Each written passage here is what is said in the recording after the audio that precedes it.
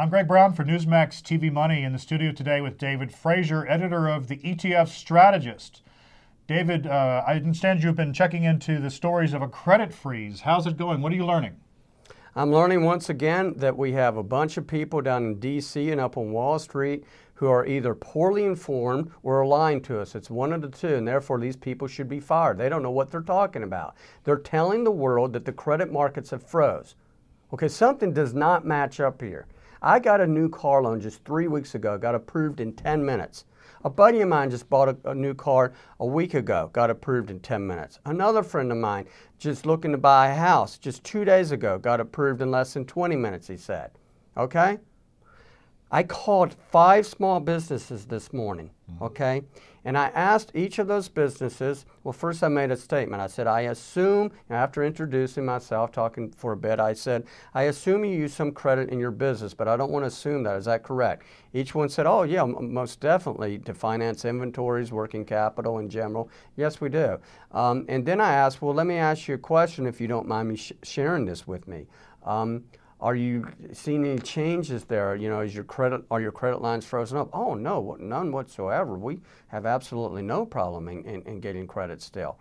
So something doesn't match up here. Right. Okay, this is either another outright lie. These people are lying to the world. You mean the Congress, the Fed, Congress, the Fed, the Treasury Secretary, George Bush. Yeah. Give me a break. We're going to listen to George Bush.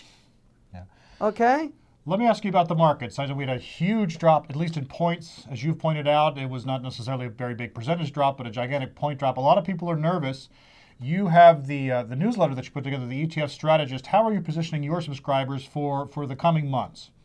Well, right now we need to be very, very careful, and not careful or concerned about some dooming depression or some freezing of the credit markets. No, we need to be very careful that the government that's supposed to represent us, all of us, is going to do something really, really stupid, okay? But it's going to sound really, really good to people who, who have other things to do every day of the week rather than keeping up with a bunch of economic and financial statistics, okay? And what I mean by that is, in my opinion, we saw a lot of political posturing yesterday, and in the end, possibly within the next few days, I think there's a good chance that the Congress will very unfortunately throw a ton of more money away by passing this $700 billion bailout plan. And it is a bailout plan, a financial rescue bailout. They mean the same thing. So, as a result of it not passing initially, of course stock prices drop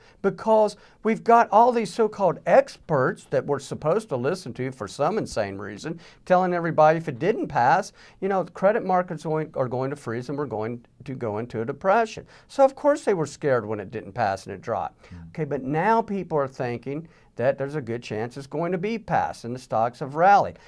So you got to be very careful in how you position your assets in this type of market where you're not really sure about what a bunch of idiots down in D.C. might do. Some examples, okay? Some examples, please. What are you doing exactly with your subscribers? So as a result, right now, we're very largely in cash, okay?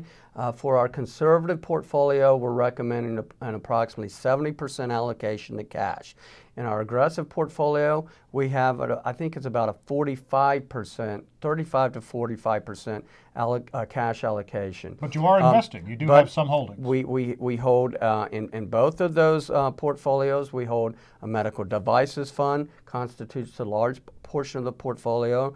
Reason being, the companies in that fund are selling at relatively low price to earnings multiples, and they're continuing to grow their sales and earnings at very rapid rates.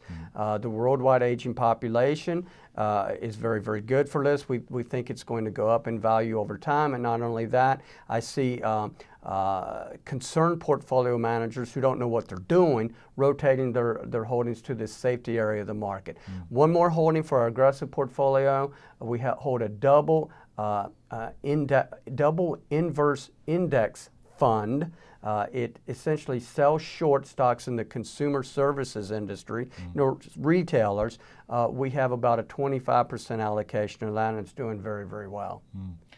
We've been talking with David Frazier, editor of the ETF Strategist. David, I understand your fund is up 15% or so? About 14.7% last September. And, by the way, the major market indices are down about 23% in that same time period. And go do your homework. You don't even need to do your research. You know, if you're a person out there who has listened to these so-called experts, here's how your portfolio is. It's down between 20 and 50% during the same time period. Okay, you need to quit listening to these people. They're a recipe for disaster. We've been in the studio with David Frazier, editor of the ETF Strategist. Thanks so much for your time, David. I'm Greg Brown for Newsmax TV Money.